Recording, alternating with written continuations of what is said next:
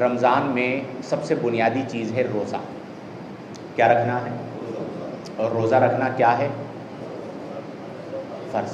یعنی نہ رکھیں گے تو، اور اگر ایک روزہ بھی جان بوجھ کر کوئی رمضان کا چھوڑ دیتا ہے تو یہ اشد گناہ کبیرہ تو ہے، لیکن نبی کریم صلی اللہ علیہ وسلم نے اس کے ساتھ یہ بھی ارشاد فرمایا کہ جس نے جان بوجھ کر رمضان کا ایک روزہ چھوڑا، ایک روزہ، تو فرمایا پوری عمر کے روزے بھی اس کا بدلہ نہیں بن سکتے.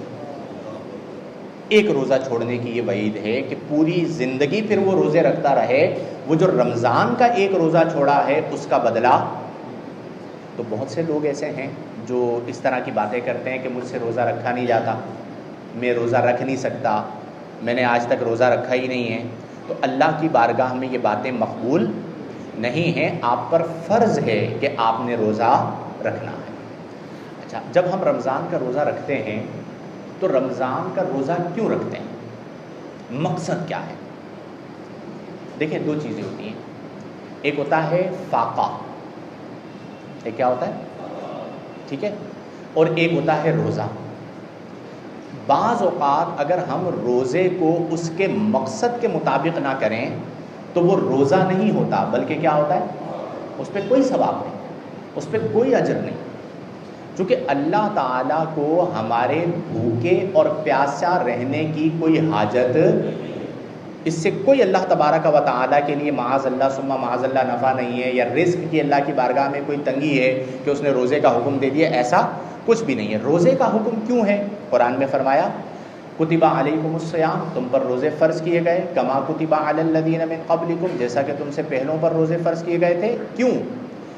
لعلکم تتقون، تاکہ تم متقی بن جاؤ، تقوی اختیار کرو.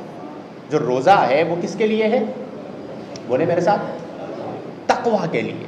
یعنی روزہ رکھنے کا جو بنیادی مقصد ہے وہ ہے تقوی، اور تقوی دل کے اندر ہوتا ہے. کہاں پر ہوتا ہے؟ نبی کریم صلی اللہ علیہ وسلم نے فرمایا التقوی ہا ہونا، تقوی جو ہے وہ یہاں پر ہے. یعنی دل کی طرف اشارہ فرمایا کہ تقوی یہاں پر ہے. یعنی آپ کے دل میں کسی مسلمان کا بغض نہ ہو.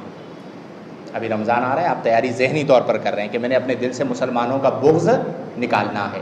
کسی مسلمان کا بغض نہ ہو، دل میں کسی مسلمان کے لیے حسد نہ ہو، دل میں کینہ نہ ہو، دل میں تکبر نہ ہو، دل میں ریاکاری نہ ہو. اگر دل میں ہو تو مسلمانوں کے لیے درد اور مسلمانوں کے لیے الفت و پیار ہو. جب اس طرح آپ روزہ رکھتے ہیں تو پھر وہ فاقہ نہیں ہوتا، وہ عبادت ہوتی ہے. نبی کریم صلی اللہ علیہ وسلم نے فرمایا کہ من صام رمضان، جس نے رمضان کا روزہ رکھا اور قول زور کو نہ چھوڑا، یعنی بری بات کہنا، والعمل به، اور اس پر عمل کرنا نہ چھوڑا، تو فرمایا فلیس للہ حاجہ، تو اللہ تعالیٰ کو اس بات کی کوئی ضرورت و حاجت نہیں ہے کہ وہ کھانا اور پینا چھوڑ دے. یعنی ایک طرف وہ روزہ رکھ رہا ہے، دوسری طرف بری بات کر رہا ہے، ایک طرف روزہ رکھ رہا ہے، دوسری طرف جھوٹ بول رہا ہے، ایک طرف روزہ رکھ رہا ہے، دوسری طرف فحش گوئی کر رہا ہے. تو اللہ تعالیٰ کو اس بات کی کوئی حاجت نہیں ہے کہ وہ کھانا اور پینا چھوڑ دے، کیونکہ اگر وہ بری بات کرنا اور اس پر عمل کرنا نہیں چھوڑتا تو پھر وہ روزے سے نہیں ہوتا، وہ در حقیقت فاقے سے ہوتا. کس سے ہوتا ہے؟ اور ہم میں سے اکثر لوگ اگر اپنا محاسبہ کریں تو ہم کئی ایسے کام کر رہے ہوتے ہیں جو رمضان کے علاوہ بھی ناجائز ہیں، رمضان کے علاوہ بھی حرام ہے. مثال کے طور پر جھوٹ بولنا. کھانا پینا تو صرف رمضان میں حرام ہے نا، حالت روزہ میں. جھوٹ بولنا تو ساری زندگی حرام ہے. بد کلامی کرنا، کسی کو ایذا دینا، کسی کو تکلیف دینا، کسی کو دکھ پہنچانا. تو میرے بھائیوں، ابھی سے رمضان کی تیاری کریں.